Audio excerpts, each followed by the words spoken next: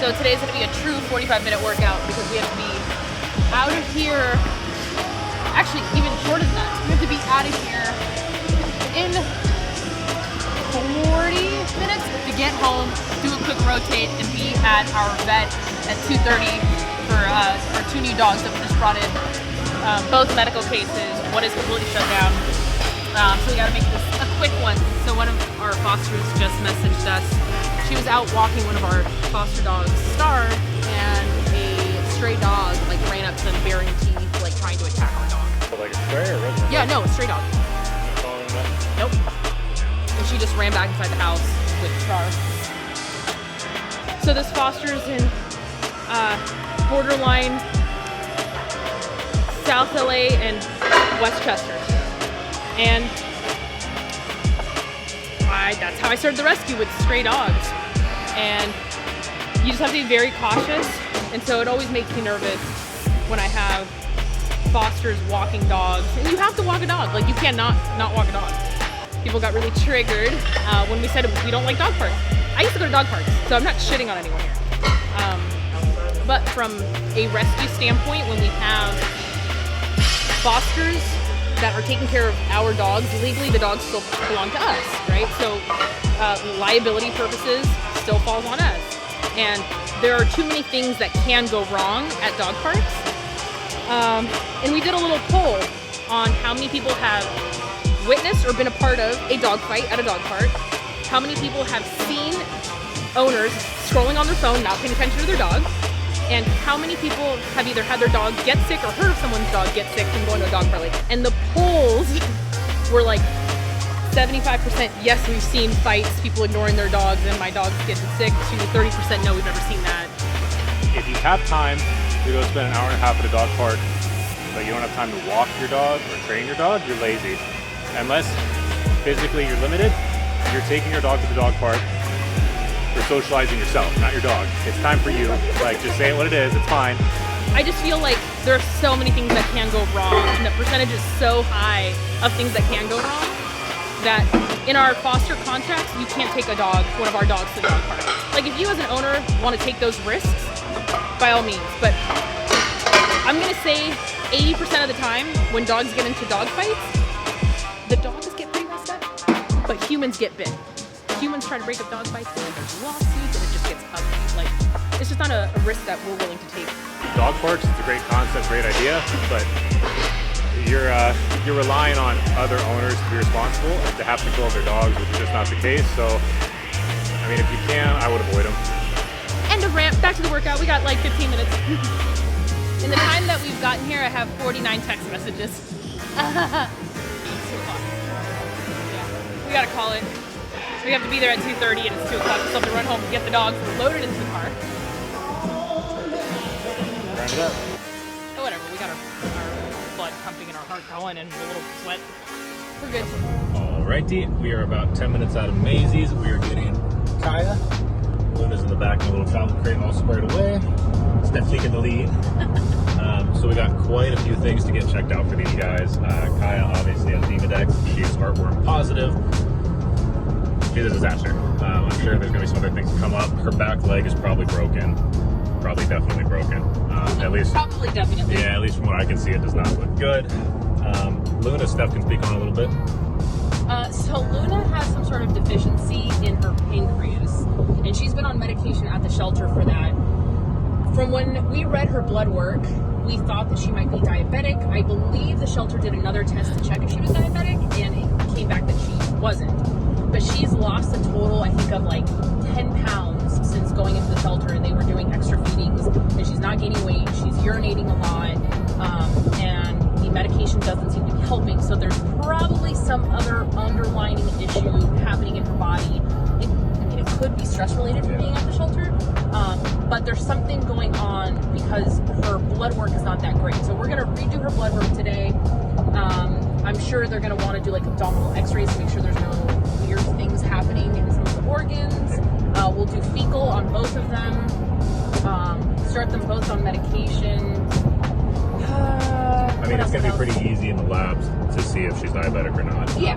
The biggest problem really is her organs. There's certain organs that can be affected, especially if she's diabetic and it's been untreated. So we need to address that first and foremost with her, on top of the fact that she's super thin. She's emancipated. Yeah. Emaciated. Emaciated. Duke cannot Yes. say emaciated. He always says. Emancipated. Emancipated.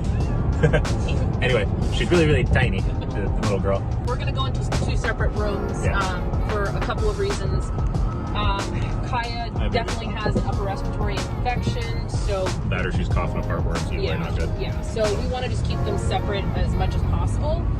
And also, the rooms are a little small there. To have 4 people to a room is not all that great, so we're going to go into 2 separate rooms. I'm going to tackle Luna because she's been a little, she's better today, but she was definitely a little skittish around Duke yesterday and kind of growled at him. So I mean, and this doesn't happen a lot, but there have been 2 dogs in the rescue. I'm a bigger dude. I'm 6'1". So I mean, especially the scared dogs, tiny dogs. Like I'm a big person to be moving around that's new to them. So Steph's gonna handle Luna because there's not a dog on the planet that doesn't like Steph. And I'm also a foot shorter. I'm 5'2". She's also a tiny little woman. And I'm gonna take Kaya here. So Kaya is kind of the same today. Not much of a difference. We've dealt with dogs like this before. Obviously, she feels like shit first and foremost. But outside of that, she's definitely shut down. I mean, she didn't even get up to go potty. No, we just she's realized that she peed pottied herself. Yeah, I mean, she's moved maybe a half a foot in the last 24 hours, just shifting herself. We've carried her outside, but she just lays down. She doesn't want anything to do with it. Our videographer obviously would not be able to fit into the car right now, so he's meeting us there. Got a few babies here. Yeah. But God, Kaya is, I mean, she's going to be a sweetheart. It's always funny. We've taken on a few dogs like that where, you know, we first get them and we say, oh, it's such a sweet dog, it's an easy dog. And they start to feel better. Mateo, I'm talking to you. Yeah. And they turn into little monsters. God, Mateo was a pain in my ass this morning. Let me tell you, we'll plug that video in too. I love that dog so much, but man, he's a handful. He tests my patience a lot. All I wanted to do was rotate the dogs. That's it. Just wanted a nice, easy morning rotation. You having fun, Teo? Huh? Asshole? Yep. Yep. Thank you. Nice, easy morning. Hey, Teo. Come here.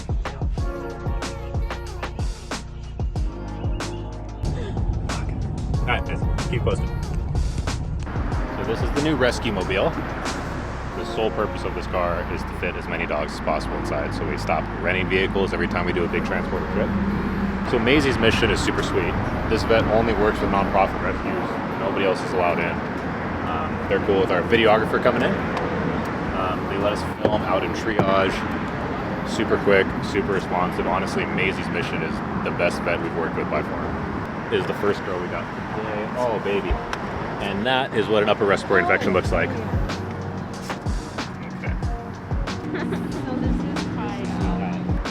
Very, very sweet. She'll let you handle her. She's just completely shut down. Yeah. Like she hasn't growled. Yeah, she hasn't growled. You're gonna like this girl. Let me see. Yeah, come back. Last night.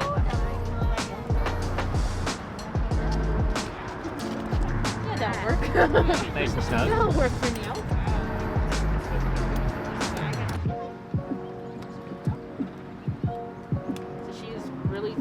She's fine with me. She wasn't too fine with him. Okay. She growls when he walks by the kennel. I don't know if it's just a man thing or... She's been a lot sweeter today. I think she warms up quick, but I mean just... Yeah, just careful with her. And pretty girl. Yes. Will she walk on her own? No. We haven't seen her walk. I don't know if it's just completely... everywhere. Yeah, I don't know if it's just... Out of the car to the yard, from the yard to... Transport was yesterday? Yep, to the room. And you trust that disturbance test? To be honest, no. They didn't mention a thing about her leg to us. It wasn't even in her chart. Yeah. Huh? No, her No, back, look at her leg. It's like 3 times the size of rock hard. Oh, well, I can't tell. She's laying in bed. Yeah, her back left. She's not sensitive to touch, but it's non-weight bearing. Her foot's curling. Okay. No, I'm not going to pet you. That's something we talk about a lot. With dogs at the shelter, your instinct is to just coddle them and love on them, but clearly she needs her space right now. So. Yeah. You just ignore. And this morning, that's what I did. I didn't get any video, but I took her out and just kind of hung out for 20 minutes. Let her be, and she came up and she was looking at me after a few minutes. Definitely more comfortable. You don't want to stare at the dog in the eyes for a prolonged period of time. That's like a dominance thing too. So with her, if you were to look at her for too long, she's gonna, in her mind, think, oh my God, this person's trying to challenge me. Oh my God, they're weird. Oh my, that's literally how a dog views that. So ignoring a dog like this is the best thing you can do. And just her getting comfortable in the space. Even when she comes and approaches for love, I'm not gonna pet her, even though I really want to. Oh, I saw the new girl you guys up. Oh, We were eyeing her. Which one? the little emaciated, maybe pregnant, 30-pound Cam Pit from Dallas. Oh, she's pregnant. She's Hey. pregnant. Oh. That's the second dog that we've looked at that we're like, man, we really want it. And then it comes out, someone else takes the dog and it turns out pregnant. I'm like, we kind of thought people with that one. We can't do puppies. And oh, I might need a bag for I gotcha. people.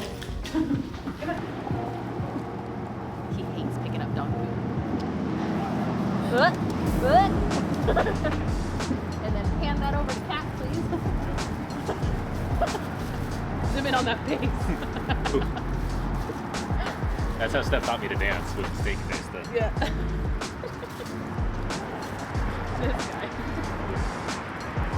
So, you guys can see all this, but those red markers, not good. Not good at all.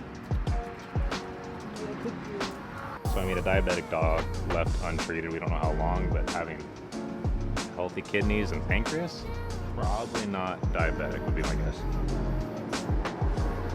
Probably just real emaciated. Wow. Nailed it. I send off for the pancreatic Oh, insufficiency, got it, okay. but it has to be a 12-hour fast. Okay. So, Yeah. all right, So we can always bring her back fasted if you'd like. that would be the best. Okay. So we can Yeah. send that off. We send it to IDEX or A&M, either Okay. one, and hopefully we'll get everything shortly after that, but that'll just rule that out completely Okay. as Okay. well, especially as thin as she is. Okay. All right? Okay, very sorry. good. Cool. Yep, sure, you're good. So Dr. K's on her way to talk about. Okay. So blood work, Okay. you can see there's not much normal in here. This is the new one. This Kaya. is Kaya. She is anemic. She's Okay. at 29%. Low end of normal is 37%. So it's Okay. not too far off. More concerning is that she's really not trying very hard to replenish it. Okay. So she's just debilitated in general. Her white cell count is just at 20,000, just upper end of normal, but we will see that drop down if she's got a viral disease. Okay. So it may be two things going on. She's trying to replenish, but the body's immune system is kind of Okay. kicking in and Yeah. keeping things from doing what it's supposed to be doing. She is still heartworm positive. We knew that. Yeah. There are no tick-borne diseases, so all of that was negative. Chemistry-wise, this actually looks pretty good. Okay. Her globulins are up more because of her dehydration and everything else. Everything else is pretty normal. Amylase, it's on the low end side. Don't really worry about that a whole Okay. lot. Okay, so this in general looks really good. Okay. It probably wouldn't hurt her to get a little fluids. I mean, she's not super dehydrated, but she is dehydrated enough. I think it would help make her feel better. And obviously, some of her anemia could be from the hookworms and the flea infestation, and that may be why that she's not regenerating very well, Okay. just because it's been a slow drain. Right. So get her hydrated tonight. Get something going for her. Okay. See if we can clear up a little of this as well. Okay. Fingers crossed on the distemper test. I know. Okay. Okay. So we'll get IV fluids and everything going on her. Okay. Her blood work won't be started for another 10 to 15 minutes because it has to spin down. Okay. So if you guys are coming back in the morning, I'm happy to go over it with you in the morning with her. I mean, I'll always ship it out tonight, so you should have it tonight anyway. Not too worried about her Yeah, stuff. and I haven't read her fecal yet. It's done, so I'll go do that because I've got to get meds together for that one anyway, and some doxycycline I'll send home. Okay. Okay? Awesome.